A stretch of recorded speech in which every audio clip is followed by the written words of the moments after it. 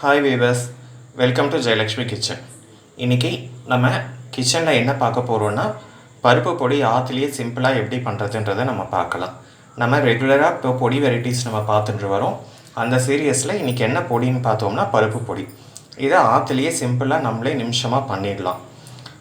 இப்போ ஏதாவது ட்ராவலிங் போயிட்டு வரோம், இல்லை ஆஃபீஸ் முடிஞ்சு வரோம், நம்மளால் சமைக்க முடியல, அந்த நேரத்தில் இந்த பொடி இன்ஸ்டண்ட்டாக இருந்ததுன்னா நம்ம அழகாக குக்கரில் ஒரு சாதம் வச்சுட்டு பருப்பொடி பெஸ்ட்டு சாப்பிட்டுட்டு சுட்டாப்பெலாம் பண்ணி வச்சு சாப்பிட்டுட்டோம்னா நமக்கு அன்றைக்கு பொழுது ஈஸியாக இருக்கும்.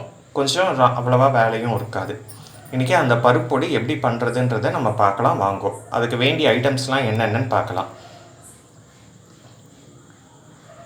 அதுக்கு துவரம் பருப்பு 1 கப்பு, பொட்டுக்கடலை 1/2 கப்பு, மிளகு ஒரு 10-15 மிளகு, மிளகா ஒரு 5-6 மிளகா. இதை நல்லா எண்ணெய் விடாமல் வானலியில் நல்லா செவக்க வறுத்துட்டு ஆற வச்சு அரைச்சி பெருங்காயத்தையும் போட்டு நம்ம ஒரு ஏர்டைன் கண்டெய்னரில் வச்சுட்டோம்னா 1 மாதம் வரைக்கும் உங்களுக்கு தாராளமாக தாங்கும்.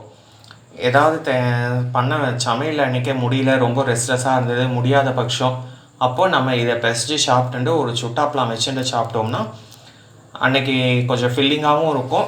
நமக்கு அவ்வளவா வெளியிலேருந்து ஹோட்டல்லேருந்து வாங்கி சாப்பிட்டு வயிற்றுக்கு எடுத்துக்காமல் ஆற்றுலேயே நம்ம சாப்பிட்டோன்ற திருப்தியும் இருக்கும்.